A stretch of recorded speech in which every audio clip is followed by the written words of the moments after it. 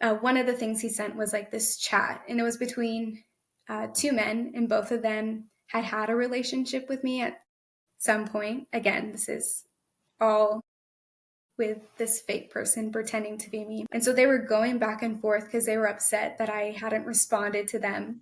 It's just talking about how they're going to get back at me. And then in that, they linked a link to a site. And they said, this is perfect. You can put her on here. And when I clicked on the site, it was the most scarring thing out of everything that I went through that I saw, because it was basically like a child porn site. And it was just photo after photo of children all around the world. And it was so horrifying to see, because you could tell it was just kids just living their normal lives. And somewhere along the way, someone had taken these images and they were using it to do very wrong things. And it was just very heartbreaking.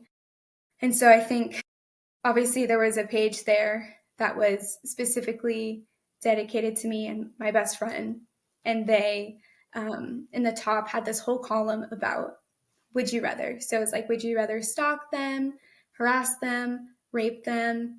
And it was just like a game. And then they would give their answers. And in the feed, they would have all these photos and obviously explicit images of them doing things to us. And so that left me very shaken. And it was very scary, because you knew what these people wanted to do if they ever had the chance.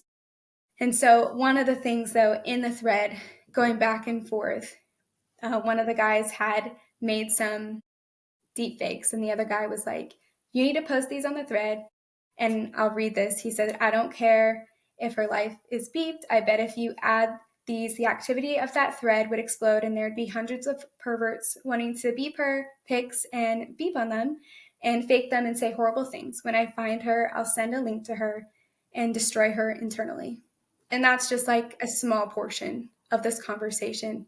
And I think it really just shows like the mindset behind all of it, where again, it's a lot deeper than just like, oh, people were just making photos. It was really, I feel, messed up in a lot of ways. And what does life look like for you now today? Now I am happily married, which was amazing. We have a little dog living on the complete opposite side, living on the West Coast. And I think through everything I've gone through, I found one of the keys, at least for me in healing, is when you're going through something hard, loving on other people, because it's easy to begin to like wallow in what you're going through. And I didn't want that to happen, where I let myself drown in the hurt, in the pain, but realize like there are other people who have experienced similar things, and that maybe my story and what I've experienced can help me be more empathetic in those circumstances. And so I'm able to volunteer locally at the courts, and then as well as internationally, just like advocating for kids, which is really important for me. I think a lot of times people don't need someone to be a voice for them. They just need someone to remind them that their voice matters. And so I think that is really important as I work with the kids locally and internationally, just making sure that they feel seen and loved and heard.